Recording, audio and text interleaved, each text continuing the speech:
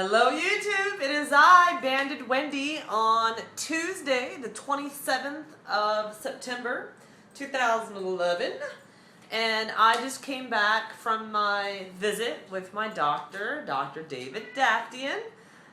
He's back in the country, and it has been 1 week today that I had a 1cc unfill. And there are videos prior to this that talk about that, my Moody band blues, right? So, originally today I was going in to get a fill. And things have been great for the whole week. I traveled to Seattle. I ate normally, really not experiencing any type of soft stops, no burping, no PBing. Really feel like wide open, to be quite honest with you. At 5.05 cc's for me in my 10cc Allergan band at 140 some odd pounds, that's not restriction. That's not the type of restriction I like. It's not the type of restriction I'm used to. So what I've experienced over this week is that I have morning hunger on a few days this week, which I haven't had morning hunger for over 1.5 years.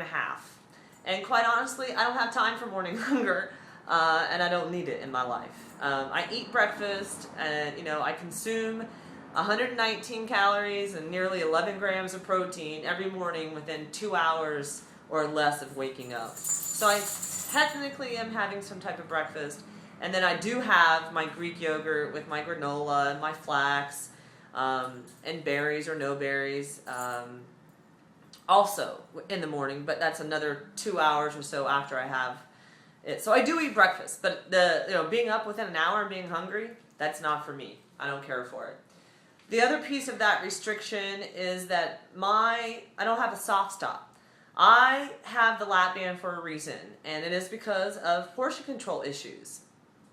And I like personally feeling the soft stop, the signal from my band saying, "Don't take another bite, Wendy, danger." And that for me occurs in the upper part of my body, let's say in the chest, right? Above my belly button, right? What I've noticed over the last week, my portion sizes are, let's say I make a tuna bake, right? And I before would eat half of that tuna bake, and let's say it was 155 calories and 18 proteins, right? Versus 310 calories and 36 proteins for the whole serving. So at the halfway point, my band would give me the signal to say, "No more, Wendy," and I would stop. Had that same food over the course of the last week, and I could eat 3/4 of it versus a half. So it's not a lot more food, but it's definitely a larger portion, right? That's one reason I don't like this fill level.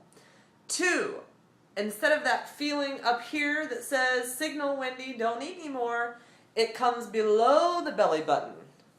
I don't know if you can see, but this is where I can feel, it's almost like I feel things expanding down here when I'm eating. I prefer, that's not the type of restriction I like or that I'm used to. So, what I did do is, I didn't have any weight gain week to week since getting the 1cc unfill. And my surgeon wants to do an endoscopy, right? An upper endoscopy where they actually put me to sleep, go in with a camera through my esophagus, my throat, and look at my band, look at my stomach. In March, which was my 2-year surgery, I had fluoroscopy. And my surgeon requires a fluoroscopy every 6 months in the first year, so twice in the first year post-op, and then yearly following that, right? So I've had 3 fluoros. And in March, at my 2-year mark, he told me it was remarkable that my stoma was exactly the same size as surgery day, and that my band was positioned exactly correctly. Flawless.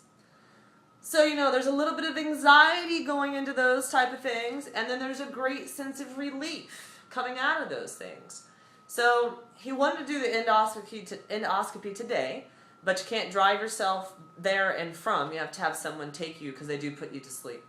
So the first day that I can get there with a driver, my husband, is next week. So next Tuesday, we're going to do that. So he advised me of no fill today because he told me you could stand to gain 5 pounds, Wendy. It's okay if you gain 5 pounds. And he also told me that he wants the band as wide open as possible when they do the they do the upper endoscopy so that they can go all the way in there and not have any pressure from the band around my stomach. Okay, what am I going to say? The other thing we discussed is the dysfunctional period and the heightened level of that happening to me and how it makes me swell up, and I noticed that my band gets extremely tighter during that time of the month, and that I've had Aunt Flo or Spotty Joe visit me 8 out of the last 9 weeks, even if it's just been for 3 hours on one day, right? So God bless him. I love him. Thank you, universe. My surgeon is calling my gynecologist tomorrow. And my gyno is, works at UCLA, and he's top 100 in the country. So the two of the men in my life who take care of my LapBand and my female parts, my two best things I got going on, and my physical self are going to talk. My doctor is also an oncologist. And so his theory behind everything is to think the worst of the worst and eliminate worst case scenarios. So I've not been tested for hormonal issues. My gyno says my uterus is, over the last 3 months has gotten larger and my periods are dysfunctional. And I've talked about this plenty of times, that I could take birth control pill to regulate my period, or there's also something else you can take if you're trying to get pregnant, which I'm not, to regulate your period. I've never had great success with birth control. Don't like the way it makes me feel.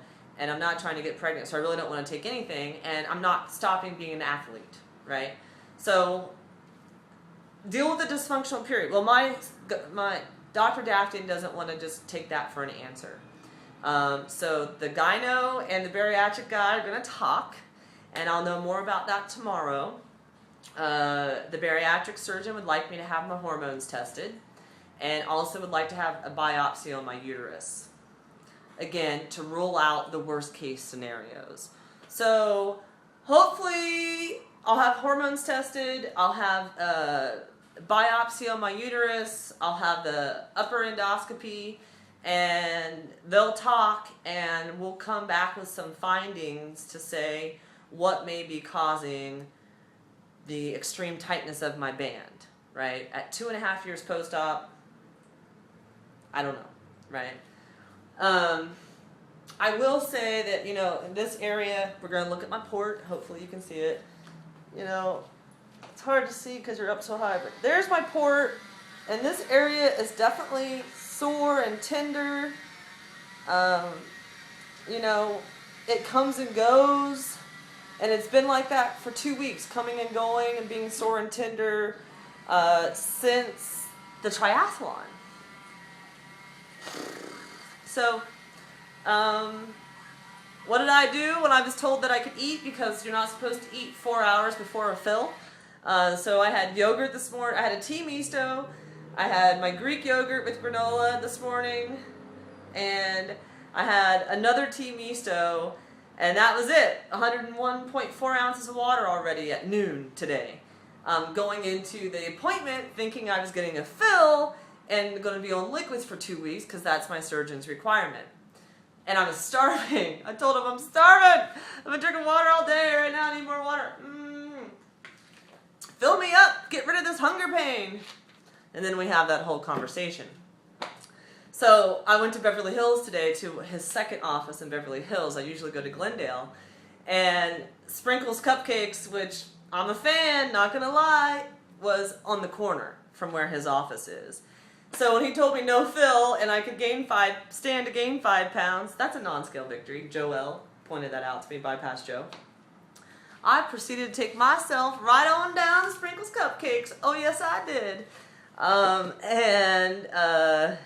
It was a hot, fresh, peanut butter chip, my favorite cupcake. And I sat down and ate that whole cupcake. Now, pre-unfill, I would have to cut that cupcake in 4, and I would only be able to eat like 3/4 of it, of a piece of a fourth, because it'd be too cakey. But the best part's the icing. Not today. I ate the entire thing. And when it was within a matter of 15 minutes, and when I was done eating it, I felt it. I felt it everywhere, like,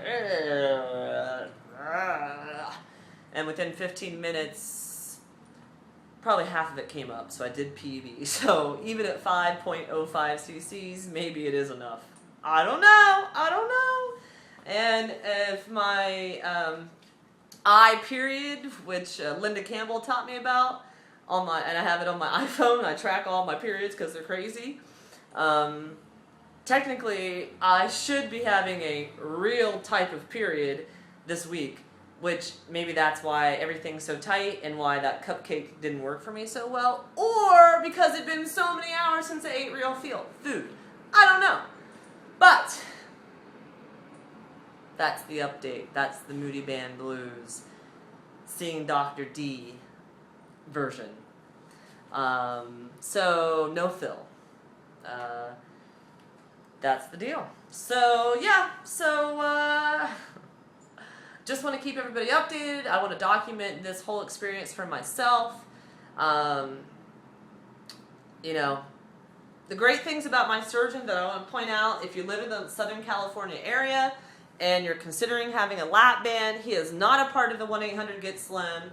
He's had 0 infections, 0 deaths, 0 flipped ports, out of over 1,000 patients. And band erosion, band slippage, band repositioning, and/or removal, only 40 patients. Now, only because you think about those stats, it's a pretty good number. But those are the things you need to be talking to your surgeon about. If they've had any deaths, if they've had any infections, if they've had any flip porps, walk away, run away, find a new surgeon. The other issues, band erosion, band slippage, repositioning of the band, it's not necessarily a surgical issue. It's possibly just the luck of the draw or a patient malfunction issue. So anyway, I love my surgeon. I trust him with my life. I had a hard time agreeing today to not do the fill because I was really counting on it and had mentally prepared myself for liquids for 2 weeks.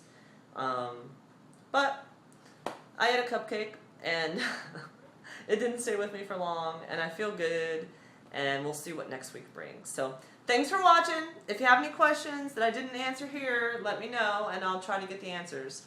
Take care. Bye.